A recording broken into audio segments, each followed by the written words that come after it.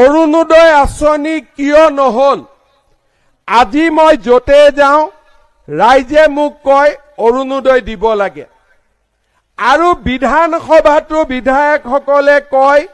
যে অৰুণোদয় আঁচনি বঢ়াই দিব লাগে কিন্তু কংগ্ৰেছ দলে কি কয় বোলে অৰুণোদয় আঁচনিৰ জৰিয়তে বিজেপিয়ে হিতাধিকাৰী সৃষ্টি কৰিব খুজিছে আপোনালোকে কক মাহৰ 10 তাৰিখে 1250 টকা একাউণ্টত সোমালে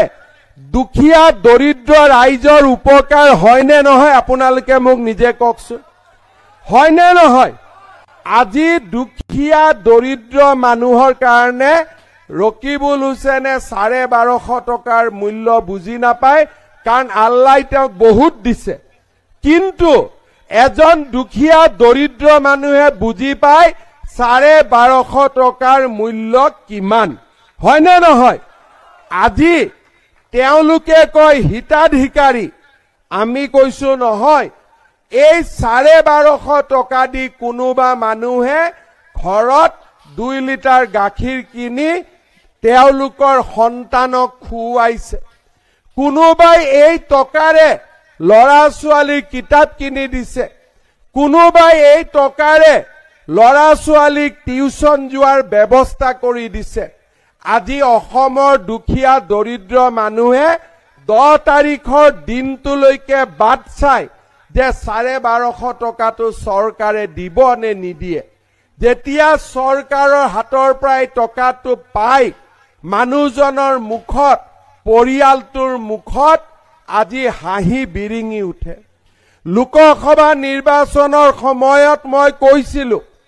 যে আমি সকলো পৰিয়ালকে অৰুণোদয় আঁচনি দিয়াৰ বাবে চেষ্টা কৰিম যাৰ যাৰ ৰেচন কাৰ্ড আছে তাক আমি ৰেচন কাৰ্ড দিম যাৰ যাৰ ৰেচন কাৰ্ড নাই তেওঁলোককো আমি ৰেচন কাৰ্ড দিম যাতে অৰুণোদয় আঁচনি পাব পাৰে আজি মই সামুগুৰিত ৰাইজৰ মাজত ঘোষণা কৰিছো অহা 2 মাহৰ ভিতৰত সামুগুৰিত আমি নতুনকৈ 15,000 পৰিয়ালক আমি অৰুণোদয় আঁচনি দিম আগত যিসকলে পাই আছিল পায়ে থাকিব আৰু নতুনকৈ আমি 15,000 পৰিয়ালক আমি অৰুণোদয় আঁচনি দিম দীপুলু ৰঞ্জন শৰ্মা জিতু গোস্বামী আৰু কেশৱ মহন্ত ডাঙৰীয়াই চাই দিব আমি প্ৰতি ঘৰ দুখীয়া মানুহক আমি অৰুণোদয় আঁচনি দিয়াৰ বাবে আমি চেষ্টা কৰিম আৰু এই টকাখিনি দি আমাৰ কেনেকৈ দুখীয়া দৰিদ্ৰ মানুহৰ সমাজখন আগবাঢ়ি যাব পাৰে তাৰ বাবে আমি চেষ্টা কৰিম লোকসভা ইলেকশ্যনৰ সময়ত আমি ৰাইজক ফৰ্ম দিছিলো যে ৰাইজ আপোনালোকে নিজে লিখি দিয়ক কোনে কোনে অৰুণোদয় আঁচনি পোৱা নাই আজি বহুতে ফৰ্ম ফিলআপ কৰিছিলে কিছুমানে ফৰ্ম ফিলআপ কৰা নাই এই গোটেইখিনিক নতুনকৈ আমি 2 মাহৰ ভিতৰত আকৌ এবাৰ নিৰ্বাচন কৰি আমি অৰুণোদয় আঁচনি দিয়াৰ ব্যৱস্থা কৰিম শ্ৰদ্ধাৰ ৰাইজ আজি আমাৰ ৰাজ্য চৰকাৰখনে দুখীয়া দৰিদ্ৰ পৰিয়ালৰ বাবে নিৰন্তৰ কাম কৰিছে অসমত আগতে আটাইতকৈ ডাঙৰ পৰীক্ষা আছিল মেট্ৰিক পৰীক্ষা মেট্ৰিকত 5 লাখ 6 লাখ লৰাই পৰীক্ষা দিয়ে দেউতাক মাকে মেট্ৰিক পৰীক্ষাৰ বাবে লৰা ছোৱালীক বহুত আগৰ পৰাই প্ৰস্তুত কৰে এতিয়া মেট্ৰিক পৰীক্ষাকো পিছ পেলাই আমাৰ এডিআৰই পৰীক্ষাত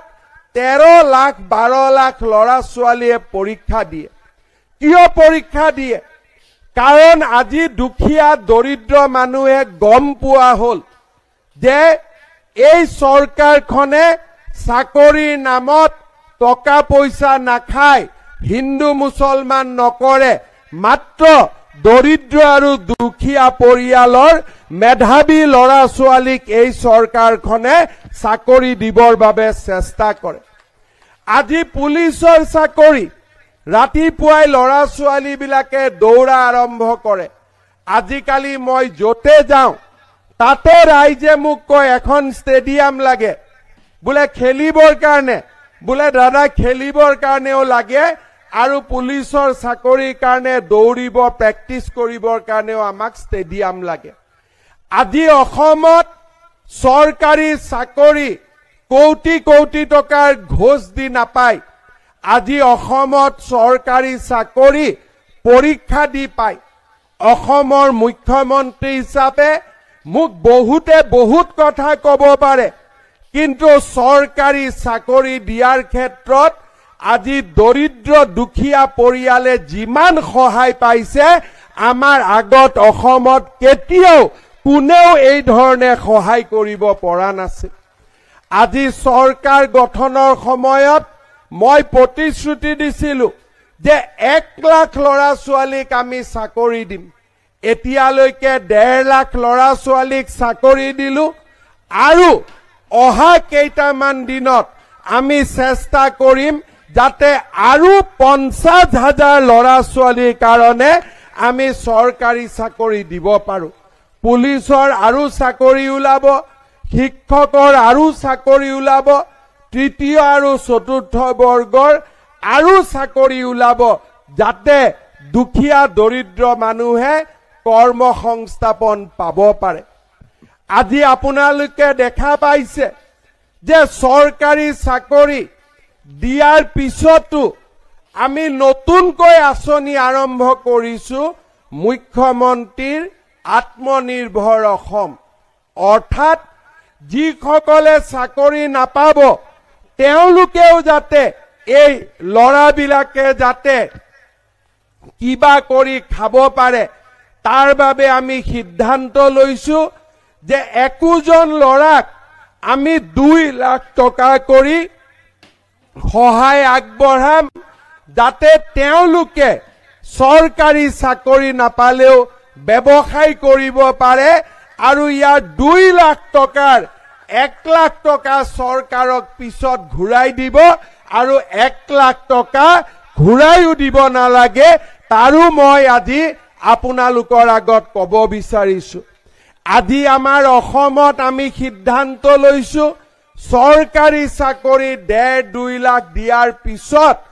2 লাখ ল'ৰা ছোৱালীক আমি এই 2 লাখ টকাৰ আমি লোন আৰু সাবসিডি দিম, তাৰো আজি আমি সিদ্ধান্ত গ্ৰহণ কৰিছো। শ্ৰদ্ধাৰ ৰাইজ, আগত কোনো চৰকাৰৰ দিনত এনেকৈ দুখীয়া দৰিদ্ৰ মানুহক কোনেও আগতে সহায় কৰা, চৰকাৰৰ দিনত এনেকৈ দুখীয়া দৰিদ্ৰ মানুহক কোনেও আগতে সহায় কৰা নাছিল।